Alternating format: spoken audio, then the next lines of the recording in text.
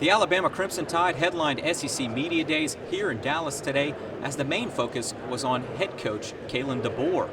DeBoer is tasked with succeeding the legendary Nick Saban, where the Tide will still be held to a championship standard, with key players returning this season in Jalen Milroe, Malachi Moore, and Tyler Booker. SEC Media Days are fully underway here in Dallas as LSU was represented by head coach Brian Kelly as he enters his third season coaching for the Tigers. Coach Kelly gave praise to the development and maturity of starting quarterback Garrett Nussmeier as he takes on the task of leading a brand new offense this season. Implosion. That's the only way to describe LSU's loss against Texas A&M after a tale of two different halves. LSU dominated the Aggies in the first half, but multiple missed opportunities allowed Texas A&M to come back, leading with the Aggies running away with first place in the SEC. The LSU defense showed flashes of their old self tonight, struggling to defend the rush attack from Nichols, failing to fill gaps and communicate. Brian Kelly says the fatigue of their long travel week contributed to some of those problems. Where do you look for inspiration, counsel? Because it's a lonely world out there. Yeah, I think it starts with the bigger guys like Chris Fowler. I've always watched Chris Fowler, and even though he's a play-by-play guy, I've always watched him when I was younger, and I've always loved his commentary. He's made so many nights in college football special to so many people, and that's what I want to be able to do is bring people special moments just in sports.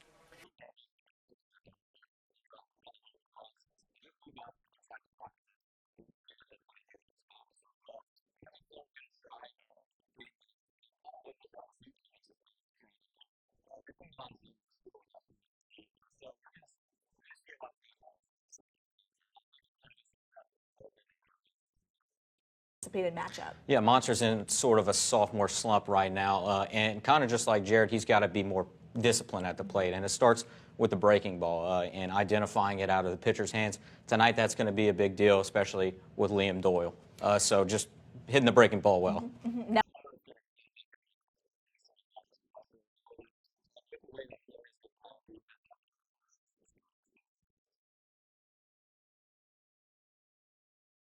Over a year ago, LSU left-handed pitcher Javen Coleman's career would change after throwing a pitch to the backstop against Southern. Had a little tenderness and soreness, nothing out of the norm. My first batter went 0-1, and then second pitch just sailed it to the backstop. Feeling from the elbow down like a rush of blood and some tingles, and I knew something wasn't right after that. Coleman's MRI later confirmed that it was a UCL injury. Can't really do anything at that point, so just trying to stay positive.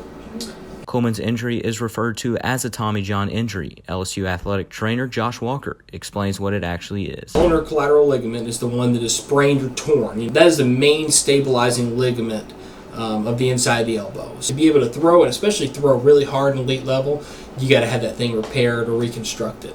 After a successful reconstruction surgery, it was time to start over. I was just trying to stay where my feet were and take it one day at a time.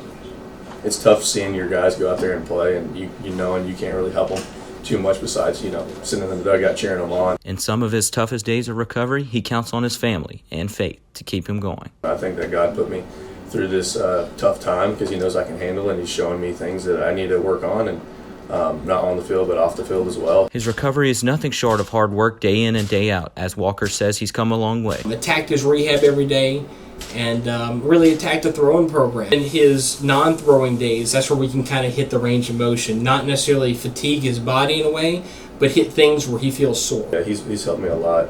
I'm in here every single day. He does anything and any little thing I ask. Yeah, super thankful for him, and he's an even better guy.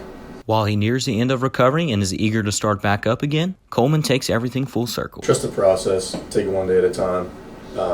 Be diligent in everything you do, especially when it comes to recovering and strengthening your arm. This may look bad, but non-contact injuries can be just as bad when playing on turf surfaces. Statistics show that non-contact injuries are 28% more common when playing on turf as opposed to playing on grass. LSU Assistant Athletic Director for Operations and Facility Services Mark Lee gives his insight on the situation. If you're willing to invest in people that have that skill set to manage natural grass, it's undeniably going to play safer for the athlete than a synthetic surface. Lee explains that turf is dangerous for players because of the way the surface holds up footing longer than a grass surface would, causing those lower body injuries. I guess the analogy I would use would be like trying to walk on a waterbed versus walking on a sidewalk. It's gonna have a little more play to it, and you're not gonna have as sure or firm of footing. College football player Brylan Green gives his opinion on playing on turf. A lot of athletes played on bad turf.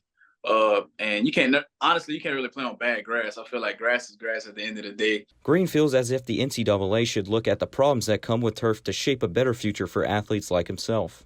And I honestly think that's something that the NCAA can look at and should look at.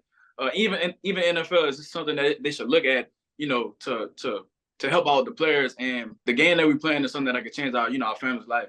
And one little non-contact injury from turf is something that could really be avoided. Lee says that the future of change has to start with the athletes' voices.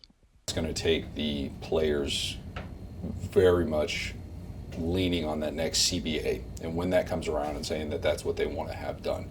Even though turf leads to more non-contact injuries, schools are using sand or rubber pellets as a way to help the slippage during games. For Tiger TV Newsbeat, I'm Andre Champagne. Concussions in football are increasing at the NFL, college, and high school levels. Dr. Stephen Etheridge, who handles concussions for LSU athletics as well as high school athletics, also played football at the collegiate level, and he finds the increase unusual from this year's numbers. And this year there's been a lot of head injuries in high school sports in particular, nationally. Unfortunately, several fatalities, more than usual. I don't know why that is. I'm assuming it's just an off year. There's no other good explainable reason because the game, really, it is safer now than it was when I played. But in season, we'll get anywhere from, maybe 1 to 2 every few weeks. We see a little bit higher level sometimes in camp, although with some of the new rules, that's gone down. In the course of an entire camp, all the way through the end of the season, maybe we get 10 concussions. With high school, I'll see probably 4 or 5 new concussions a week just from football. Who knows how many I've seen at this point in my career. We're into the thousands for sure. The University of Pittsburgh Medical Center reports that 5 in 10 concussions go unreported, which can be dangerous for an athlete's longevity. Former LSU and New England Patriots running back Kevin Falk talks about how concussions went unreported when he played and how concussions are being monitored much more now as compared to back then. There was a lot of times in the game where you had a stinger and you seen the little birds, as we would say, the expression you would say, and that would happen until right until the snap of the ball, and then it would come back to and you'll run the next play. So that's kind of the difference now than what's going on.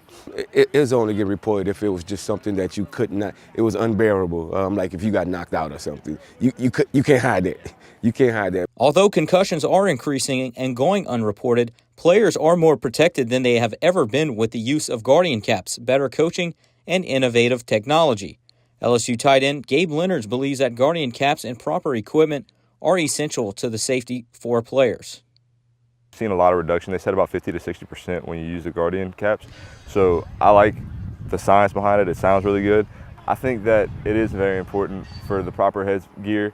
And, when you get to that time where these boys are becoming men and they're becoming a lot stronger than they were, to protect their body is very important. And, they need to be taught the right way. Dr. Etheridge explains that LSU is incorporating and studying concussions to further discuss more safety measures. We've done studies with helmet sensors. We've done where they're measuring the impact on the helmet. It's still kind of hard to figure out how to incorporate that because every concussion is unique. So sometimes a hard impact we learned didn't cause a concussion to some of them, but it still gives us information to work with. Concussions themselves aren't preventable, but with the right equipment and teaching, athletes are put in better spots than past years. For Tiger TV Newsbeat, I'm Andre Champagne.